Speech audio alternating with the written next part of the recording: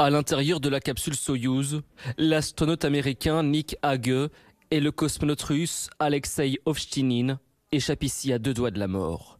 Alors qu'ils sont lancés à plus de 7500 km/h en direction de la Station spatiale internationale, ils doivent s'expulser de leur fusée 2 minutes seulement après le décollage. La séquence est suivie en direct depuis la salle de contrôle de Baïkonour. D'une voix calme, presque avec humour, le cosmonaute russe décrit la scène depuis l'espace. Problème de lanceur, 2 minutes 45 secondes. Problème de lanceur, c'était un vol rapide. C'est le début pour les 2 hommes de la redescente sur Terre à une vitesse vertigineuse, exerçant sur leur corps une impressionnante pression. Les parachutes de la capsule amortissent leur chute dans la steppe du Kazakhstan. Les 2 hommes s'en sortent sains et saufs. Le système d'évacuation d'urgence a fonctionné correctement et a permis à l'équipage d'ouvrir les parachutes. La capsule s'est séparée du module orbital et l'équipage a atterri en toute sécurité. Le cosmonaute russe et l'astronaute américain ont été immédiatement pris en charge par des médecins. Une enquête a été ouverte, suspendant pour l'heure tout vol piloté. Un casse-tête, puisque Soyouz est le seul transporteur vers la Station spatiale internationale. Les 3 personnes actuellement à bord devaient rentrer sur Terre en décembre prochain. Il va donc falloir repousser leur départ, mais les batteries installées à bord ne devraient tenir que jusqu'en janvier.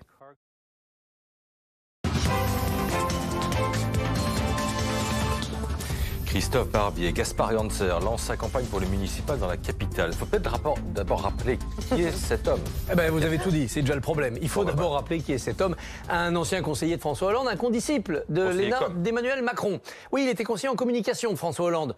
On n'a pas l'impression quand même que ça ait donné des résultats tonitruants en matière de communication avec les Français jusqu'à la fin du quinquennat Hollande. Il a fait la même école que Macron, la même année, condisciple de l'ENA, il veut faire la même chose après. Il essaye de nous prouver, Gaspard Ganzer, qu'on peut faire comme Macron, c'est-à-dire être inconnu d'abord et puis se faire connaître, partir sans de grandes troupes, sans un grand parti politique, mais avec une phalange de gens déterminés autour de vous, et puis aller au contact des gens et tout doucement faire naître l'espoir et la crédibilité de votre projet. Pourquoi pas ? Après tout, pourquoi pas ? Voilà. Mais c'est ça le problème de la politique en ce moment, c'est que après tout, pourquoi pas ? Pourquoi pas vous, président de la République en 2022 ?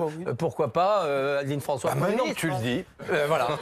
Alors, d'un côté, c'est une vertu démocratique, tout est possible, c'est vrai. Pourquoi pas nous ? Pourquoi pas chacun d'entre nous ? Et ça montre quand même dans quelle crise est la politique aujourd'hui, puisque personne ne s'impose, personne n'est évident, personne n'est désiré. Alors là, on parle de Gaspard Ganzer, mais du côté de la République En Marche, il y a aussi plein de candidats qui se bousculent.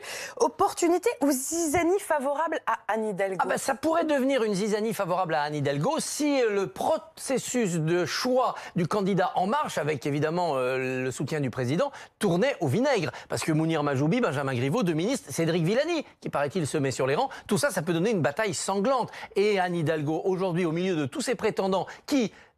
pour aucun n'ont une vision très nette, très claire, très ambitieuse, Anne Hidalgo est peut-être dans la meilleure stratégie, une stratégie d'attente, de reconstruction personnelle. Après, il faudra reconstruire une alliance, et là, ça sera plus difficile pour elle. En tout cas, Paris fait rêver. Oui, Paris fait rêver, mais eux ne nous font pas rêver encore d'un Paris grand, d'un Paris immense. Supprimer le périphérique, nous dit Ganzer, mais en 95 déjà, Jean Tibéry nous en parlait. C'est pas avec ça qu'on va faire rêver. Paris, grande mégalopole, le grand Paris, tout cela, on n'en a pas encore vu la trace dans la vision de ces gens-là. Ils ont une vision d'eux-mêmes, ils n'ont pas vision de l'avenir. La note ? 8 sur 20 pour Richard Ferrand, 3 juges d'instruction quand même pour l'affaire immobilière du président de l'Assemblée nationale. Mauvaise nouvelle. Oui, ça revient, ça continue, c'est pas fini. L'épée de Damoclès. Présumé innocent, bien sûr. Merci Christophe. Culture. Beau concept. Meubles et conseils déco personnalisés.